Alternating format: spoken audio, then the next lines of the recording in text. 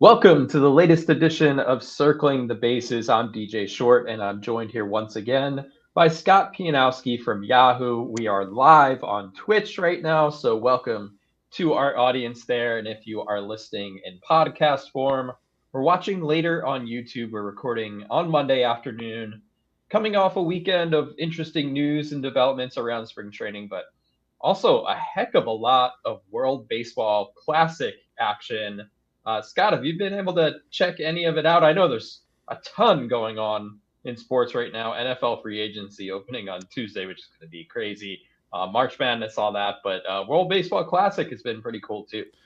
Yeah, I've been watching it where I can. And as you said, it's a super congested part of the sports calendar. I just filed a Cinderella piece that's going to go on Yahoo Sports for the NCAA tournament, which is something I dip my toes into. So I was watching golf this weekend, the Players Championship. I was watching baseball. I was watching a lot of basketball, and of course I'm doing baseball drafts, which is a blast. I'm starting to get some of these players that we're talking about. The key is for me to draft them before I tell other people to draft them, because then I'll get in like my hometown draft and I'll have no chance of getting the guys I talk about.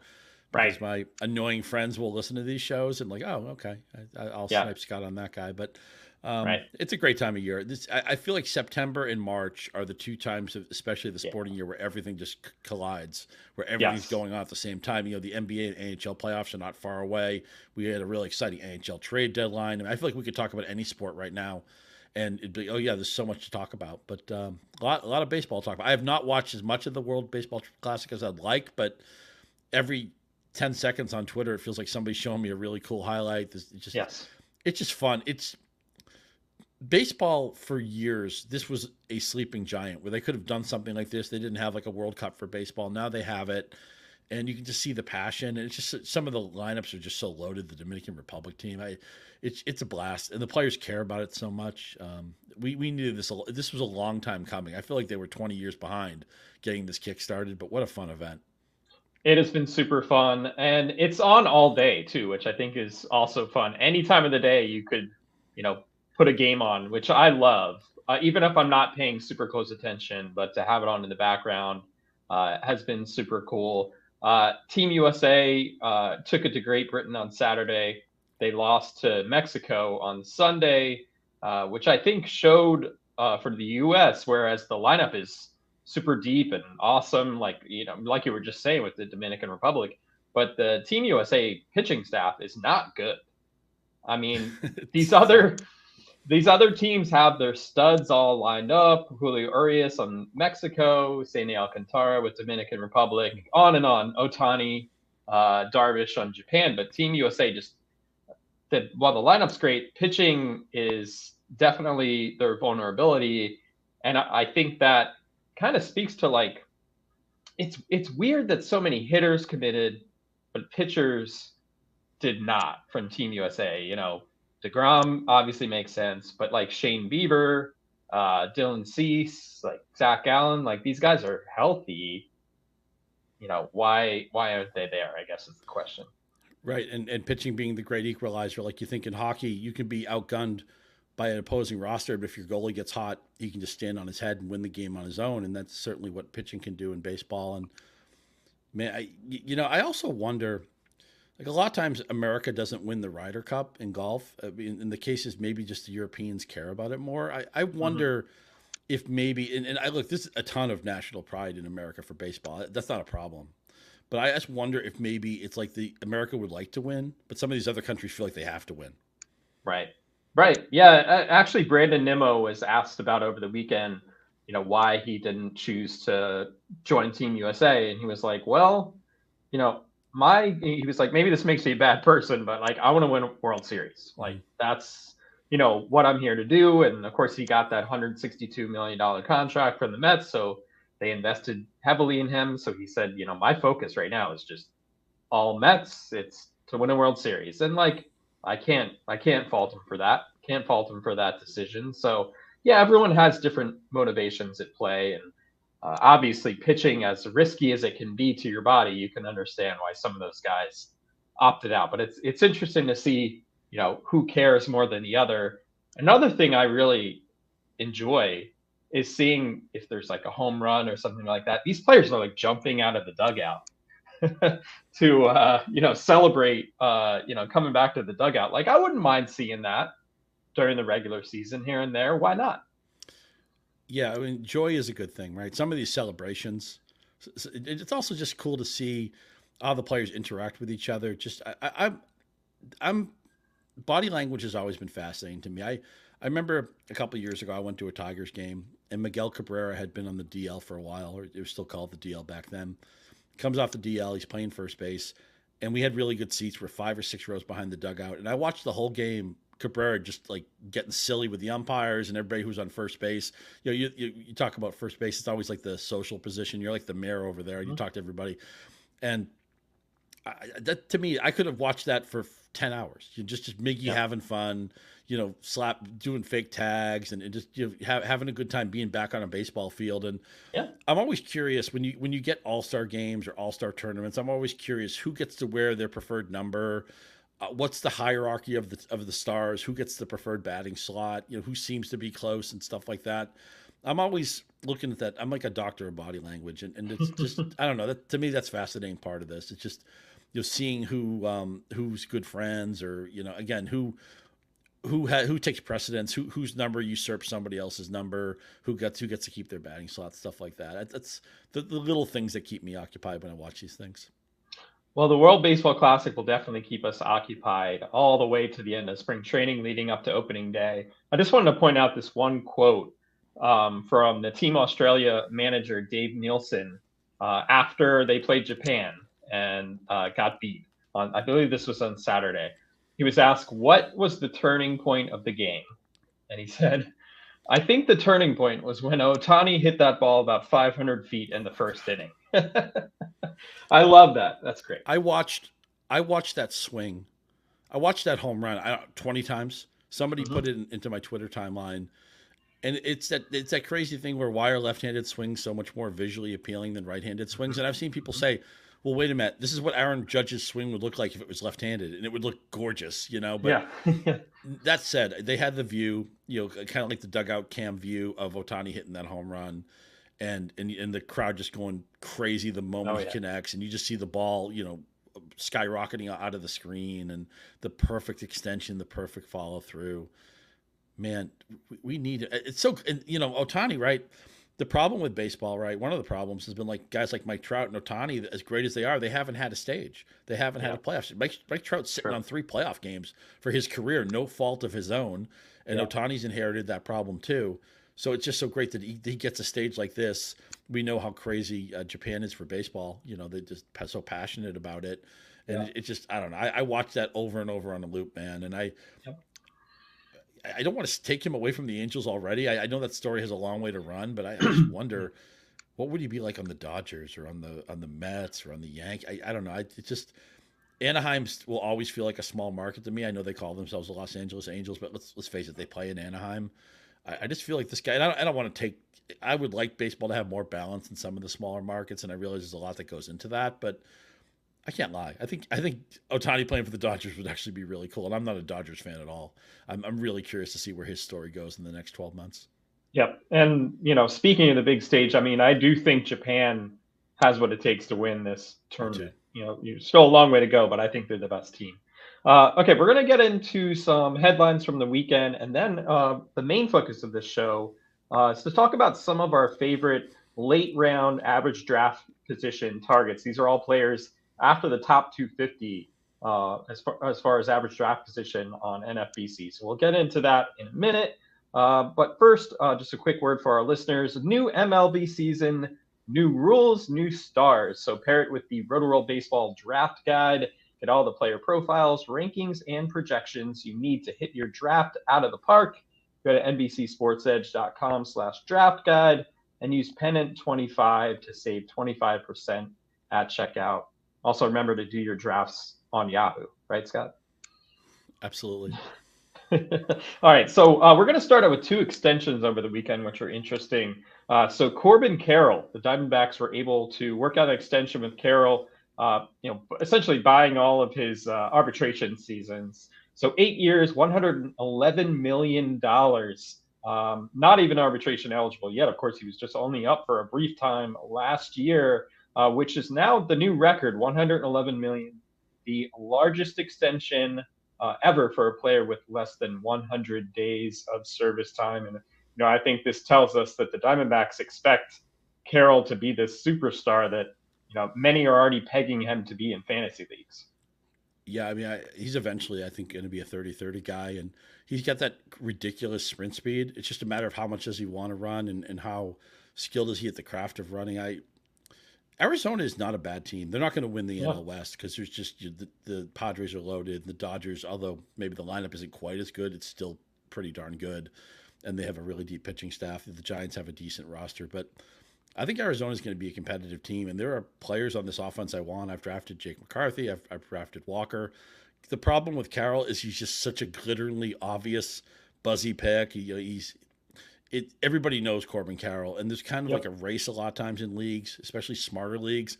They want to plant the flag. They want to be the guy who drafts Corbin Carroll, and now he signs his extension, which just gives him a little bit more of a little glean around him. But I think he's going to be great right away. One other thing about the contract, a lot of people get frustrated when players do that. When younger players do this, they buy out their arbitration years. They say, well, you left all this money on the table, and, if you're great, you're going to make a lot more than that. I don't think there's anything wrong with saying yes to the first fortune. And if you're really good, and if Corbin Carroll outperforms this contract, he'll still be young enough to sign a gigantic contract in the middle of his career. I don't think, I know the Braves have done this with a bunch of their players, and people say, oh, maybe the player left money on the table. Well, now he doesn't, I don't know anything about Corbin Carroll personally, but now he doesn't have to wait to do anything that this contract would allow. If he wants to buy a new house or set up his family or just live a certain lifestyle that he couldn't live, at the major league minimum or whatever, he can do that. And I don't know, there's something to be said for living your life right now. Yeah, I totally agree. I mean, I think we remember, this is several years ago, the Phillies signed Scott Kingery to Jonathan Singleton too, right? Yeah. To these extensions, and there was a lot of criticism about those players at the time for signing those deals during a time when there was a lot more manipulation with service time and that sort of thing. And we've seen how their careers have panned out. I mean, as good as Carroll is, I think he's more of a can't miss than those guys. But you just never know. Baseball's extremely hard. You never know. So I'm not going to judge. So yeah, I think it, and he's only 22. So like you were saying, 30 years old, he'll get another shot, assuming he turns out to be the superstar many think he will be. So pretty cool to see that happen. And the other one here, Keibert Ruiz, with the Nationals, 8 years, $50 million, with club options for 2031 and 2032. Yeah, we're already talking 2030s with these contracts. But Keibert Ruiz, of course, came over to the Nationals in that big Max Scherzer, Trey Turner trade 2 summers ago. And he was kind of one of the centerpieces there with Josiah Gray. Ruiz last year wasn't, amazing by any means at 251, 7 homers, 36 RBIs, 673 OPS. But we talked about him during our catcher episode. There's certainly some upside here. You can see it with Ruiz, switch hitting catcher, struck out just 11.5% of the time last season, 5th lowest among all players with at least 400 plate appearances, had a 277 XBA, expected batting average on Baseball Savant. Line drive rate was solid. You can see this coming together for him. And you also have to think, he's a switch hitting catcher. So there's 2 different swings he has to manage. Managing a pitching staff at the Nationals last year, which is just terrible. I mean, that's a lot to put on a rookie. I still think we haven't seen anything close to what Ruiz is capable of. Yeah, of all the offensive positions, I always feel like catcher is the one we have to take the most patient approach towards development because, as you said, it's the most overwhelming defensive position. And a lot of times when these young catchers come up, they'll say, look, just take care of the defense. The offense will come when it comes. Yeah. And Ruiz, you talked about his profile. It's so much different than most catchers or just most hitters in general. This is a guy who walks a lot. This is a guy who puts the ball in play almost all the time. He's got a very low strikeout rate. He's not afraid to steal a base, which is a rarity among catchers. He's a switch hitting catcher, which is a very valuable and rare commodity. He's going to be a very good player, if not maybe an all-star eventually. It's just a matter of you just got to give extra development time. It's like in hockey, we always talk about the bigger defensemen need more time to develop. I always feel like catchers, and look, I get it. Like Adley Rutschman came up, and he was after a couple of weeks of struggling, he was really good right away. But that's the exception. These guys need development time, and the fact that Ruiz wasn't great right away after the trade, that's to be expected. I think he has an excellent chance to outkick his ADP, and with a profile that is very unusual for the position, and even just unusual for the shape of baseball in today's game.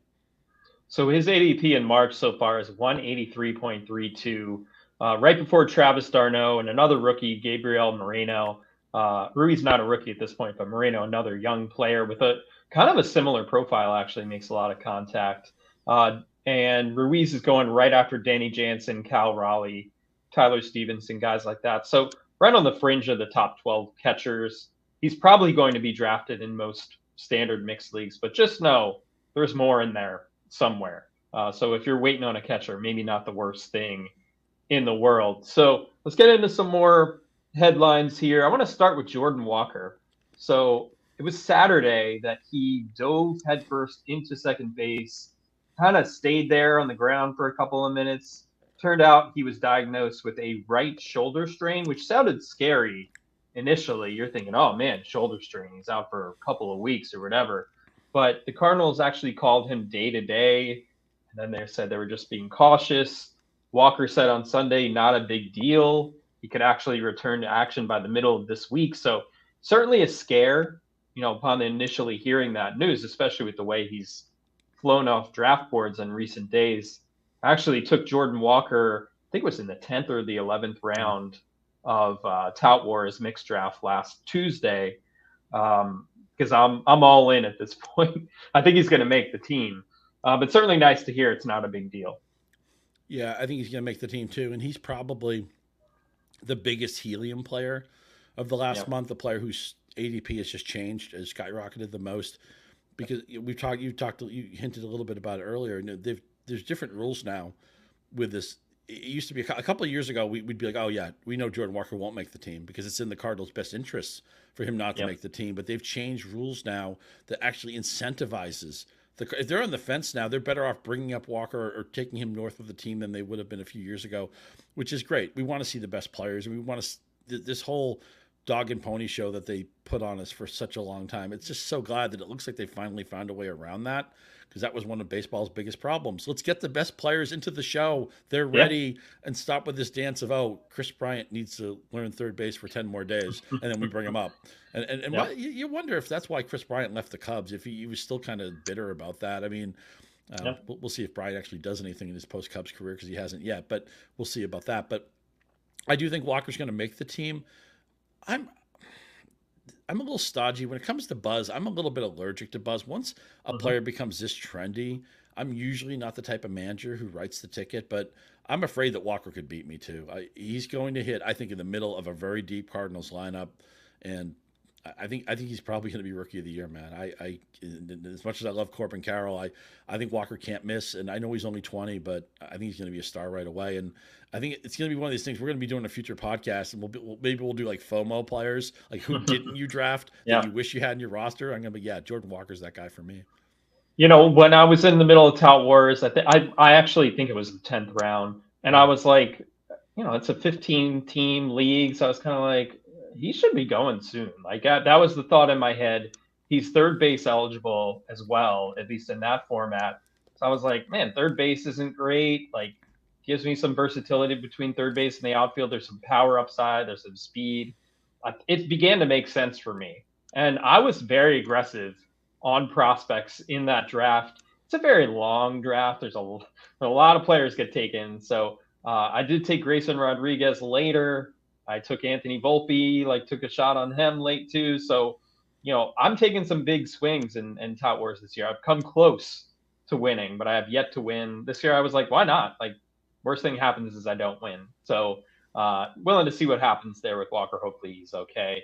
Kodai Senga, another rookie in the National League. He was scratched from a start on Saturday due to discomfort at the base of his right index finger.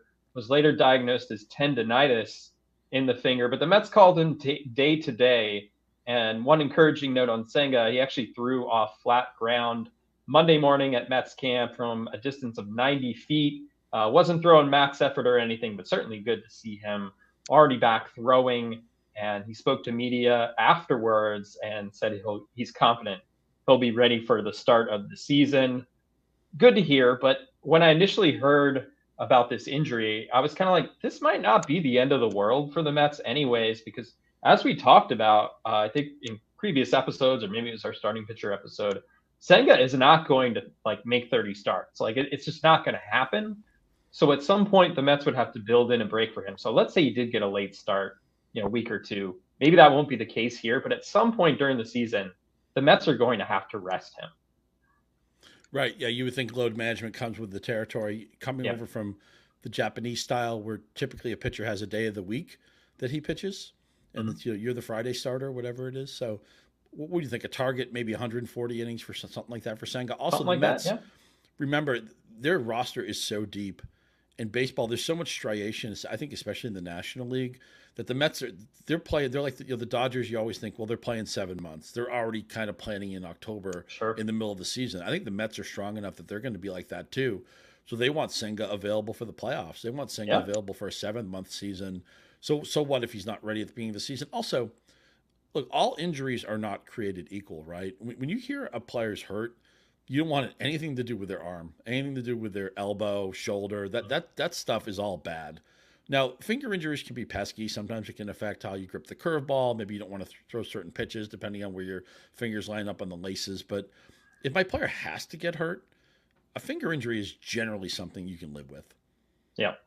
I totally agree. No red flags with the arm to this point. So that's certainly good news and wouldn't really affect my aggressiveness as far as drafting. I think he might be a tad overhyped for me, just in the sense that I'm not expecting a ton of innings. So I don't think I've drafted Senga in any leagues to this point.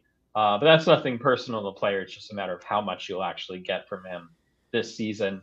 Anthony Volpe, who I just mentioned, he's really making a push to make the Yankees. I wasn't expecting that this spring. I was just thinking he would be stashed in AAA for a couple of months, see how he does down there, come up midsummer, something like that. But he's hitting really well. Hitting 320, has 2 homers, 3 doubles, OPS over 1,100 so far. Really showing a good approach at the plate. And of course, the speed is amazing. He's starting at second base on Monday. I believe he started at shortstop on Sunday. It was a split squad game the Yankees had against the Red Sox. So I think he's in the mix. It's hard to say if he's the favorite at this point. Oswald Peraza is probably the front runner, mostly due to his defense.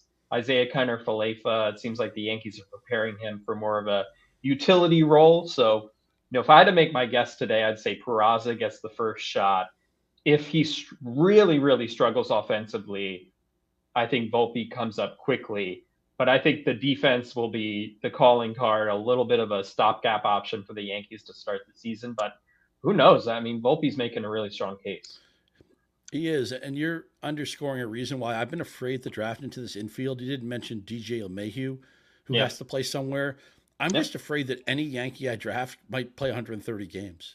Keibert Ruiz is not a great defender. And he's a good hitter. Keibert Ruiz is not... I don't want to be unfair here. He's been a decent major league player, but he's not a star.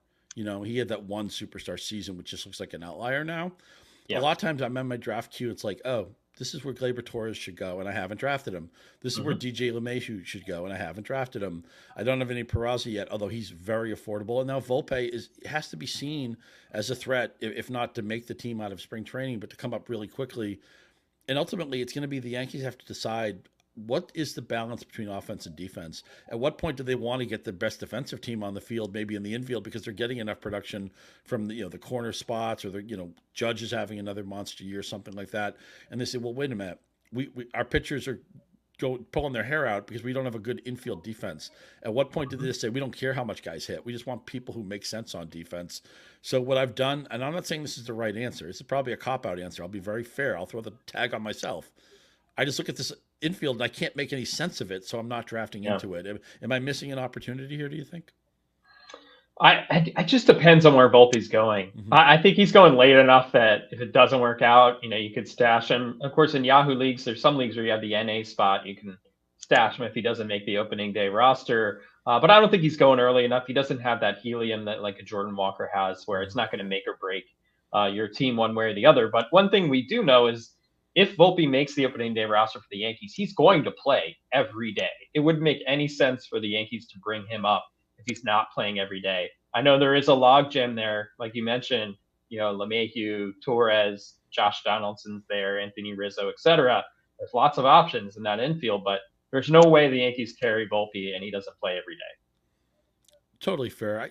I wish he would have hit just a little bit more at AAA last year, so I know. could feel a little bit better about it. I mean, the 30% strikeout rate, even his doubling numbers were solid. They weren't eye popping. I realize he was 21 years old.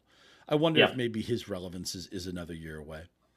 Yeah, I mean, he got off to a slow start last year, and we've seen that happen with some players. So that the initial test at a level, they struggle, they adjust, they figure it out. Would that maybe be what would happen with Volpe? If he makes the Yankees, that's always a possibility. One player in New York who I think is getting less hype than Anthony Volpe right now is Brett Baty with the Mets, really getting a time to shine with so many of the Mets regulars in the World Baseball Classic. Eduardo Escobar, who's the favorite to start at third base. He's with Team Venezuela in the World Baseball Classic. Meanwhile, Baty is hitting .458, has a homer, a double, couple of steals, OPS, again, north of 1,100, kind of like Volpe, showing a good approach. And I think most importantly, the defense has looked better too. He worked with Troy Tulowitzki during the offseason on his defense. That's the thing separating him from, being ready to play in the majors every day. I think the bat is there. I think the defense is still kind of catching up a little bit. So great to see him motivated. I was actually at a Mets spring training game last weekend. Baty in batting practice was the most impressive player I saw. I mean, he was just hitting monster shots off roofs. It was just crazy. And he was the most impressive player I saw. I think he's ready to go. It's just a matter of whether the Mets want to go that way. It's really hard to tell right now, but I would not be shocked if Baty made the opening day roster and he was the opening day third baseman. I would not be surprised. I think it's just a matter of time. Whether it's opening day, whether it's May 1st, the Mets want their best team on the field, and they don't care about the financial repercussions. I mean, Escobar's age 34 season. So the bottom could drop out of his game, and right now he's projected to hit at the bottom of the lineup. So it's not like they have their hearts sold on Escobar. And as you talked about with Baty, the bat's ready to go. It's just a matter of can they trust him on defense. And don't you feel a little bit older just hearing that Troy Tulowitzki is coaching somebody? I feel a little twinges when I hear that. But I know what a star player he was for such a long time, and unbelievable defensive shortstop. But I'm excited to see Baty, man. He had the fun splash last year. He comes up, he hits a home run in front of his family and everything. Yep. I know you talked about him at spring training, putting on a show in batting practice. I think he ends up with over 400 at bats for the Mets this year. I think he's going to find his way into this lineup. I don't know. I'm currently in a discussion. It's almost like an argument with one of my co-managers where we have an option on Alvarez, and he's trying to tell me that Alvarez will have a regular role on the Mets, and I don't see it. But I think Baty is going to play a lot for this team. Yeah, I think Alvarez has a lot more to do as far as his defense behind the plate, working with pitchers. And given the options the Mets have to start the year out of the DH spot and behind the plate, I think they can afford to take their time with Alvarez to see how that DH situation shakes out. Especially Escobar really struggled for a good portion of last year, turned it on toward the end, which really elevated his overall counting stats. But he struggled for a good part of the year. And the Mets have talked about maybe trying Escobar in left field. So I think they're already, thinking ahead to where Escobar could fit on this roster if Baty makes the team. So just something to keep an eye on. And we could see Baty's ADP creep up here in March. A couple other injury updates I wanted to mention here. Joe Musgrove, if you remember when he originally fractured his toe, I think he dropped a kettlebell on his toe in the weight room at Padres camp. We were all like, oh, he's going to miss 6 weeks, something like that. He's certainly not going to start the season on time, but he actually threw off a mound on Saturday, hoping to face hitters in the near future. Actually hopes to make his first start of the season on April 6th. I mean, sometimes you hear players and they're much more optimistic than their manager and the general manager and stuff like that. But I'm sure the Padres wouldn't have let him throw on a mound if they didn't feel like he was ready for it. So, this is a pitcher in Musgrove. If you had an early draft, like we saw his ADP fall considerably early after that. And even in some salary cap mock drafts and actual drafts that I've been in, I mean, he could end up being a real value if this actually plays out. Like, let's say he does, start the season on the injured list, miss 10 days, whatever. You're still getting 150 plus games. You're getting most of that 6 months out of Musgrove. And to me, he's a top 20 pitcher before the injury. Yeah, I think, well, first of all, I took him in labor mixed league right before he got hurt. So this is all this news is welcome to me because I took him as, I think, my second starter. I did not jump into the pitching pool as quickly as some other teams. So I need Musgrove to be good, but I'm with you. I think he's going to make 27, 28 starts easily. Maybe he gets to 30. And again, if you have to get hurt, at least it wasn't arm related. Sure. And as you said, what the Padres are exposing him to, a lot of times it isn't so much what they say, but what they do. The fact that what they're allowing Musgrove to do, throwing off a mound, means they can't be that concerned about him. So right. I think he's been a screaming value for the last week or so. That's going to tidy up. His ADP will probably start to go back to where right. it belongs. But there's been a nice buying pocket for Musgrove. You can probably get in on that for a few more days. Yep. A couple more injury updates. Justin Turner had his stitches removed from his face on Sunday. Of course, he was hit in the face by a pitch. That was super scary. I think it was about a week ago. There was some initial concern about the start of the season, but fortunately no concussion, anything like that. No fractures in the face or anything. So now that he has the stitches out, he can resume baseball activities. Seems like he'll be ready to go for opening day. Jacob deGrom was set to make his first start of the spring on Monday, but it was in a minor league game. He's slated to pitch in a AA game. We'll see what comes out of that. He's thrown a bunch of bullpen sessions, stuff like that, but it seems like the side issue from earlier in camp is no longer an issue there. Harrison Bader, another Yankees situation here. He's expected to miss around 6 weeks with his left oblique strain, which is really terrible news for fantasy managers. I saw Bader as a breakout candidate. He could still be that guy at some point this year, but if you remember after the trade from the Cardinals, plantar fasciitis kept him down for a really long time.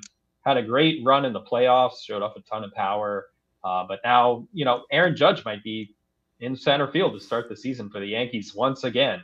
So we'll see how that plays out. All right, so we're going to get in this ADP stuff to close out the show here. Again, these are players past the top 250 on NFBC in terms of average draft positions since March 1st. Before we get into that, download the RotoWorld app to receive player news all season long. Stay ahead of the competition by favoriting players on your roster. Get the latest injury updates, player news, and much more delivered right to your phone. It's available in your app store today. So I'm going to let you start out first, Scott. We each have 5 players. Again, these are all players after the top 250 in terms of average draft position. So this may sound a little backwards, but the first guy I'm going to mention, who is the most expensive of the 5 per ADP, is probably the least interesting of the 5 players. But Brendan Donovan, ADP is 267 in NFBC over the last week.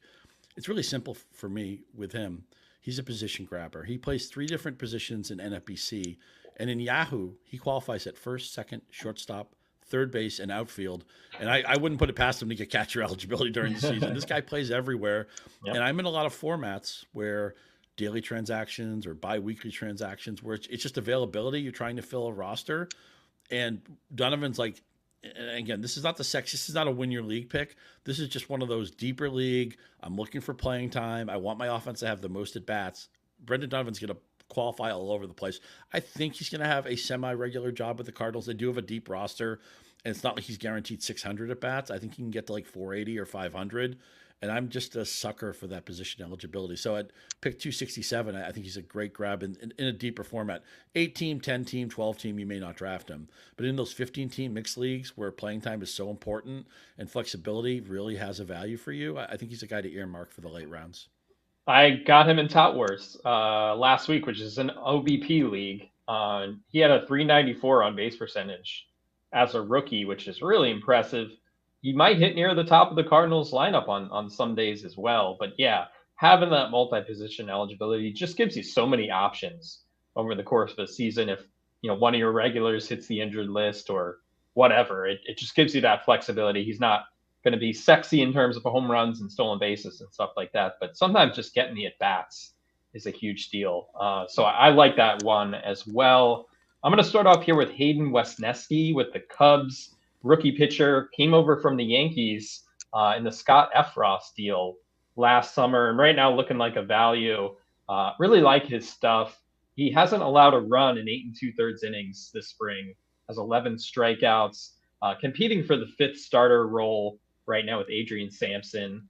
Javier Assad is also in that mix. Of course, Kyle Hendricks coming back from a shoulder injury could be a little while. So Wesneski has a chance to run away with a job here. Really like the slider. We saw that during his brief time with the Cubs last year. Lots of horizontal movement on that pitch, but has a starter's arsenal as well. Four-seamer, cutter, changeup. I like the stuff. He can hit midnights with the fastball, with the slider. Has really tried to tie up the rest of that arsenal over the past couple of seasons. And going as late as he is, 311.30. If he makes this Cubs rotation, I think he could be a sleeper. Yeah, he really looked the part late last year. Yep. And I don't think it's that unreasonable to think he could be their best starter. They have a bunch of solid but unspectacular guys. They have Jameson Taillon, who could probably be their number one. Stroman's on this staff, but I was really impressed with the kid at the end of last year, and I got to figure he's in their rotation. I can't see five better starters than Wesneski, to open the year. I think maybe they're just soft pedaling it because they don't want to put too high expectations on him, or maybe they just want to see him earn it in spring. Well, guess what? The stats you mentioned, he's earned it in my mind. I'd be flabbergasted if he's not in the rotation to begin the year, and he is definitely at the end of the draft season. I think he's going to be the Chicago pitcher that I have the most shares of. It's not even going to be close. I like it. All right, what you got next? Well, I'll stay in Chicago. I'll go to the other side of the city. Kendall Graveman. Look, it's not fun to talk about. Liam Hendricks has Hodgkins. We don't know when he's going to come back. He's a really good guy, great pitcher, and we're all rooting for him. But somebody will have to close in the interim. And although the White Sox have not been insistent on naming somebody, and maybe it's mix and match, maybe it's a committee. Graveman's made an all-star team. Graveman's pitched in high-leverage situations. He had a nice run with Houston. He obviously started his career, I think, with Oakland. But I got to figure he's at the front of this line. And if he gets a chance to save maybe a couple of games, maybe most teams, when they say committee, that's kind of shorthand for, well, the first player who gets a couple of saves and does the job, we'll just keep pushing that button. I think Kendall Graveman has a great chance to end up with double-digit saves this year. And with an ADP outside of the top 300, man, how do you lose on that? Yeah, he has the experience too. He's a very, respectable, reliable late game reliever, has been for a few years now. I think he could run away with a chance there, of course, pending what happens with Liam Hendricks. Of course, we wish him all the best. Hope he comes back soon. But most important thing is his overall health, not baseball right now. So up next for me, Avisail García. And certainly not on anyone's radar right now after the year that he had last year. Signed that 4-year, $53 million deal with the Marlins and really fell on his face. Showed up for spring, kind of out of shape, to be honest, and he's even admitted that. Ended up having really an injury-plagued season, played in only 98 games, had a 582 OPS with 8 home runs. But, this is a guy 2 years ago, had 29 home runs, 820 OPS, 8 steals in 135 games with the Brewers. Now, as opposed to last season, Garcia showed up to spring motivated. This season, lost 15 pounds during the offseason and looks in great shape. Granted, the Marlins ballpark, whatever they're calling it these days, is not Milwaukee. We know that. But Garcia has this big contract. He's going to play every day. We know he has some power and speed. I think he could be a value late rounds. Again, nothing sexy across the board, but someone who's going to be in the middle of the Marlins lineup. I don't think that lineup is as terrible as it looks on paper. If there's Jazz Chisholm, Jorge Soler at the top leading into Garcia. So I think he could be a value here, 444.18 ADP for him. I think that's a steal. I think he's like the poor man's Adolis Garcia, where it's going to be, you're going to get category juice. He's going to play. Miami's not a sexy destination offense, but there's probably 550 at bats here. He's still in his young 30s. I'm shocked. When you were talking him up, and I was thinking, I probably don't have Garcia high enough on my board. I'm thinking, what is his ADP? Probably in the low 300s. The fact that he's outside the top 400 to me is he's mispriced. Because again, playing time is such a commodity, and he's going to hit some home runs. He's going to run some of the time. That in and of itself makes him rosterable, I think, in any mixed league. Yeah, I mean, maybe some of my league mates in score sheet are watching the show right now. I'm hoping not, because he's on the top of my queue. We're doing a draft right now. Basically, I make like one pick a day. He's at the top of my queue because in a league like that, it's deeper. You just want the plate appearances. I know he's going to play every day. What you got next, Scott? Yeah, I mentioned a White Sox pitcher in my last one. I'm gonna stick with the White Sox, and it's been a spring of White Sox promotion. I've been talking to Lucas Giolito and Lance Lynn and some of their hitters. I don't know what to make of what Elvis Andrus did with this team last year. He comes over to Chicago. He plays about a quarter of a season. He hits 9 home runs. He goes 11 for 11 on steals. After looking like his career was dead in the water, he looked like a guy like if he had retired, nobody would have been surprised. And he played great. And the White Sox said, "Okay, let's run this back. Let's bring you back." Well, he's going to play second base. Obviously, Tim Anderson's their shortstop. So what are you getting here? Multiple position eligibility. You might be getting, I don't know, 13 to 15 home runs, maybe 13 to 15 steals.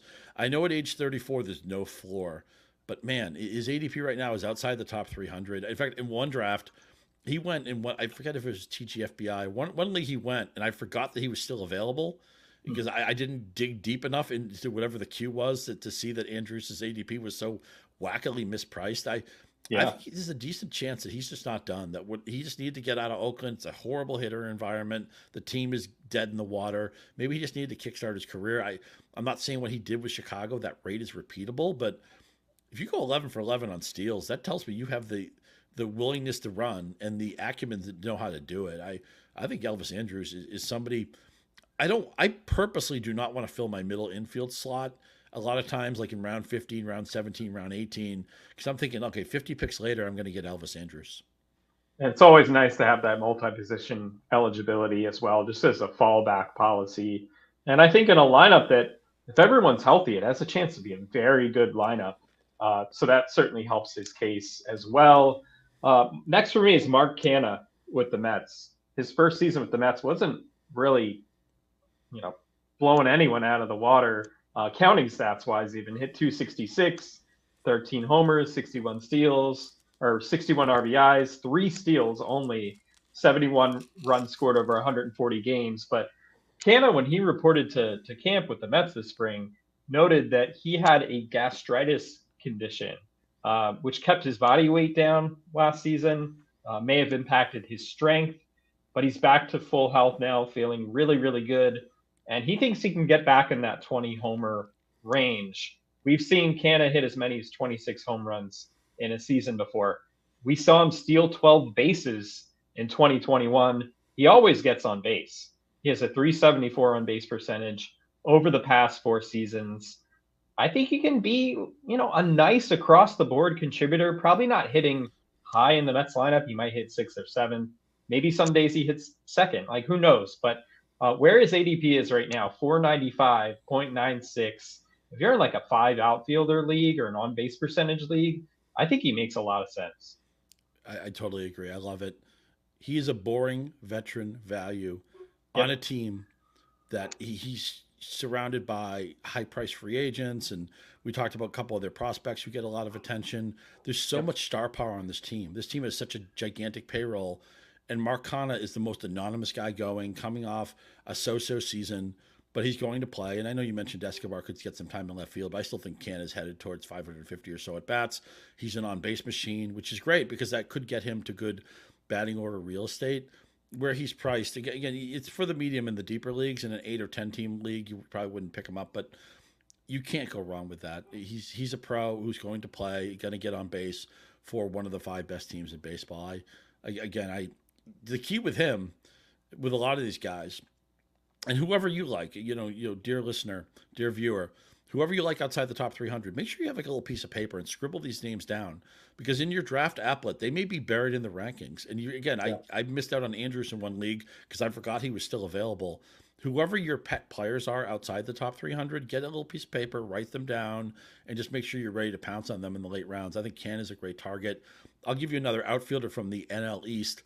Look, Washington, they're a bad team. They might be the worst team in baseball, but they have to put out 9 guys who hit every day like anybody else, and their lineup real estate has some value. Lane Thomas might bat leadoff for them. I think he profiles to maybe be a 17 to 20 home run guy, maybe an 8 to 12 steal guy.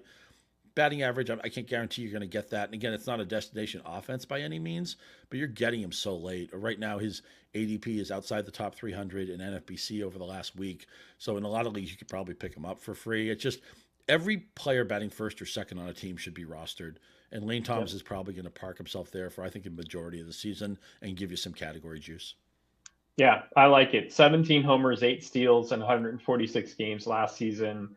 Had 7 homers, 6 steals in 77 games between the Cardinals and Nationals in 2021. I actually like Corey Dickerson in that lineup too for, maybe half the season. He's playing every day for the most part. I think he could be a late round value as well. And while I'm not intending to talk about this player, something I was thinking about when you were talking is look for players who are going to gain eligibility early on in the season. Enrique Hernandez, Kike Hernandez with the Red Sox is a good example. As of today, he's only outfield eligible, but he's going to play shortstop for the Red Sox to open the season. So to get that added eligibility at shortstop with a player who, among the outfield pool, not very exciting, but when he gets that shortstop eligibility, suddenly middle infielder, you can use him there. It just gives you that extra flexibility. So look for players like that over the course of the spring. Up next for me is David Peterson with the Mets, who was very good when called upon last season, had a 3.83 ERA, 126 strikeouts on 105 2/3 innings. Looks like maybe he could start the year in the Mets rotation. Jose Quintana was diagnosed with a stress fracture in his rib on his left side. Buck Showalter actually noted today that maybe Quintana could be ready for the season, but I have a hard time seeing that happening, honestly. Even if it's a minor thing, Quintana's been shut down for a few days. I don't know if he's going to have to ramp things back up and how many innings he'll be ready to throw. If he needs to miss a couple of weeks, so be it. Kind of like I was saying with Senga. Peterson was really good last season. The slider was electric. He actually had the 4th highest whiff percentage on his slider last season of any pitcher. Edwin Diaz, Spencer Strider, Andres Munoz were the only 3 pitchers above him with that slider. So really intriguing stuff from Peterson. And even if it doesn't work out to start the year, I think he's going to pitch a lot of innings for the Mets this year. The Mets rotation is extremely old. Carlos Carrasco, Max Scherzer, Justin Verlander, all 34 plus in that rotation. There's going to be chances for Peterson. There's going to be chances for Tyler McGill. So don't get discouraged if he doesn't get a spot out of the gate. I think he will. But even if eventually he bounces back to the minors, you're going to see a lot of David Peterson this year. Yeah, well, would the great Ron Chandler say, bet on skills, not on roles. He's also a Mets fan, by the way. So he is, yes. And taking in a lot of spring training baseball. We love you, Ron. We hope you're having a great time in Florida. Can't wait to see you next week in New York. But nice. And not only that, not only are we betting on skills, not roles, but when we're looking at pitchers who may be in a nebulous rotation or where do they slot in, your buck is going to go a lot further on a winning team. The Mets are going to win 95 games, maybe 100 games. You talked about the ages of that staff. It's not just that maybe DeGrom, he's long gone. Not that Scherzer or Verlander or Coco could get hurt, but also maybe just maintenance, right? Maybe they want to keep them ready for October and they skip a start here or their load management. So you got to figure Peterson slots in here somewhere. You talked about the slider being such a plus pitch and the different names that he's associated with that high value of that pitch. You can't go wrong here. You're taking a talented arm on a team that's going to need him at some point, and the ADP is just screaming out value. I'm going to try to scoop him up in all of my mixers. I think it's a great pick. I know I probably have him misranked. The pitcher I'm going to close with, I don't think is actually as good as Peterson, but interesting things happens with pitchers like Cal Quantrill. I almost put Eric Lauer on this list, who's probably a little bit better than Quantrill, and he's going in maybe 70 picks higher. Quantrill's outside the top 360 right now. He's outpitched his metrics the last couple of years. And what happens in smart leagues is they say, well, wait a minute, Cal Quantrill's not a mid-3, low-3s ERA guy. His ERA should be a lot higher. So they go into the draft and say, I'm not taking that guy. I'm not being the sucker. I'm not going to pay the tax and get bitten by Cal Quantrill. And so nobody drafts him, or he goes really, really late. And I still think the Guardians have a plus defense. I still think they're a contending team. And sometimes, and I realize this is no guarantee, but sometimes guys beat their metrics for reasons that maybe we haven't quantified yet. The players who have careers like that, outside what ADP is 361 right now in Quantrill, I'll take the chance that he can win 11 to 14 games, have an ERA somewhere in the threes, a WHIP 1.23, 1.24, something like that. I think that's all attainable for him because he's been quote unquote lucky the last few years and nobody wants to touch him and be the sucker. I think they're giving you a nice value for the back of your staff. Yeah, and I think that's another key for fantasy managers to look for when evaluating maybe differences between certain pitchers is to look at the defense and the quality of defense and the chances that could work in the pitcher's favor. Certainly, Quantrill falls into that category. So last one for me, Spencer Steer with the Reds, who's the front runner to open the season at third base there. 25 years old, was a third round pick of the Reds or Twins in 2019 rather. Came over to the Reds in the Tyler Mahle deal last summer. And by the way, the other piece of that deal, Christian Encarnacion Strand, who is a breakout guy with the Reds this spring, could actually make the opening day roster as well. Steer not nearly getting as much hype as far as spring training performance, but and he also didn't really hit much in his time with the Reds last year. But he has done nothing but hit in the minors. Put up 23 home runs and 879 OPS over 106 games between AA and AAA last season. I love the situation there with the Reds. Encarnacion Strand was at one time a third baseman. He's made the shift over to first base. Joey Votto coming back from injury. Not really worried about the presence of Encarnacion Strand as far as Steer is concerned. But you look at Steer's ADP right now, 542.84. I mean, that's nothing. That's a gimme. Late in a draft, if you want to take a shot on a corner infielder or utility spot. I just really like the situation and the chance for regular at bats there in Cincinnati. If it doesn't work out, it doesn't work out, but Steer can hit and he's ready to go right now. This is probably, I've said words to this effect on previous episodes. The Cincinnati Reds for a losing team is probably the most interesting destination offense that I mean, I've drafted a lot of India. I've drafted a lot of Tyler Stevenson. I've drafted a lot of Will Myers. And we know the ballpark plays, right? Other than Coors Field, it's and it may even be better than Coors Field now. It's a great place to hit.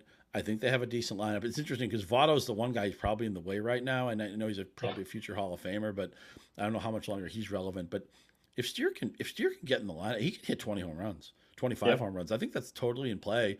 And I know he may start the year batting near the bottom of the lineup. I don't think he's any guarantee to stay there. There's good hitters on the Cincinnati team. And as you said, ADP outside the top 500. This is literally, when you get an IL spot to play with, this is the type of player you pick up. Or you're in a draft, you do a salary cap draft, and you have the reserve rounds where you're just picking guys. These are the type of guys you're looking for. Plausible upside, good park. He's still young. And I think he's somebody who we may look, maybe a month or two in the season, like, oh yeah, he's like still rostered in like 20, 30% of leagues. Right now, it's probably like 1%. You can go get him right now. Yeah, I think Reds fans should be excited. I mean, the pipeline that they have of infield prospects. Yeah. Ellie De La Cruz, we'll probably see at some point this year. Noelvi Marte came over in the Luis Castillo deal. I mean, it goes on and on. Edwin Arroyo, Cam Collier, Matt McClain, like they are just loaded with young infielders. So, reason a couple of studs on their staff too, right? A couple of pitchers we all want to draft, Yeah, they're pretty fun team there. So I think that's all I got. Do you have another one? I think we each did our 5. Nope. Cool. Got my 5. Well, and you know what else? I also say one other thing about this. When you introduced this topic on the weekend, and I was going through outside the top 250, and we were going to do 5 each, I wasn't sure how hard it would be to come up with a list. I could have done 15 of these. I was shocked at how many players I liked outside the top 250. And this is, again, I want to encourage everybody who's getting ready for a draft that I know it's the big topic is like, oh, I got the first pick, who am I taking? Or, how quickly am I going to take my number one starter? Or when am I going to take a closer? I know we're always thinking the early rounds, right? But I also want you to think backwards and think, what positions can I fill? What positions feel deep at the end of a draft? Or what players am I targeting? Again, I talked about having a list. You have like 10 or 15 of these guys who may be misranked in your applet, or your other opponents aren't thinking of these guys, and have that list ready, whether it's fresh in your mind, it's on a piece of paper, don't let anybody be able to see it, because you're going to get more of these guys than you think. And I'm surprised at how many of them I like outside the top 250, or even you were mentioning guys with ADPs in the 400s and 500s. I think you'll be surprised at how interesting the player pool is this year. I'm writing up my Tout Wars draft from last week. Right now, it's going to go up on Roto World later today, which is Monday. And Shelly Verstraight actually collaborating with me on the piece because we're in the same league. But I went through my team last year, what I drafted. And I actually got Stephen Kwan in the reserve rounds when he was really kind of off the radar. I mean, a lot of those reserve picks didn't work out, but that was one where it's kind of like in that. I'm not saying Spencer Steer is going to be Stephen Kwan or whatever, but by the end of the year, you're going to look at one of these players and be like, wow, we didn't see that coming. I certainly didn't see that coming even when I took Stephen Kwan last year, but you take a chance on some of these skills, and every once in a while, you'll see a year later, Stephen Kwan is, top 125 player on most draft boards. So you don't need to hit on many of these for it to be worthwhile. And of course, you're going to turn over the back of your roster anyway. You're going to be aggressive with that. And these are speculative plays, a lot of them, and you'll end up cutting them if they give you a reason to cut them, and there'll be something shiny. You have to work on the new information. There's going to be another thing I like to do. I'll give you a little in-season tip. This is a relief pitcher tip. It's so simple, and it works every year. 3 or 4 weeks into the season, just look on your waiver wire and find a couple of relievers who have like 1 walk and 13 strikeouts, who you've never heard of. And sometimes they turn into like Nick Anderson, who was like really good for a couple of years. These guys, these relief pitchers come out of nowhere. Yep. Paul Sewald reinvented himself a couple of years ago. And you might think, oh, I remember that guy. He couldn't start. All relievers pretty much are failed starters. Nobody comes into baseball, with very rare exception. Houston Street was a closer in college, but Jonathan Papelbon quickly became a relief pitcher for the Red Sox. But for the most part, any pitching prospect is meant to be a starter, and the relief is the plan B. Just look at your waiver wire a month into the season and look at the walks and strikeouts, and you'll be able to scoop up guys because nobody's ever heard of this guy, or he was terrible last year before. Maybe he's coming off Tommy John. Maybe he's changed his pitch mix, which they're always doing. Every year you can find these relief heroes, and all you got to do is be a little bit proactive, give it a little time. Walks and strikeouts, right? You talk about what stats have meaning quickly.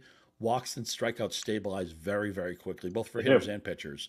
So you about 3 or 4 weeks in is the sweet spot where you want to really start grinding those stats. That would have also gotten you Stephen Kwan last year. I wasn't like you. I didn't see Kwan coming before the season.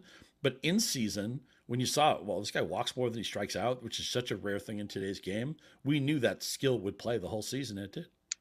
Yep, good stuff, Scott. We'll see you again on Wednesday. Make sure you subscribe to Circling the Bases wherever you get your podcasts. And if you're listening on Apple Podcasts, be sure to rate and review if you like what you're hearing. Make sure to follow us on Twitter if you don't already. Scott is at Scott_Pianowski on Twitter. I'm at DJ Short. Take care, and we will see you next time.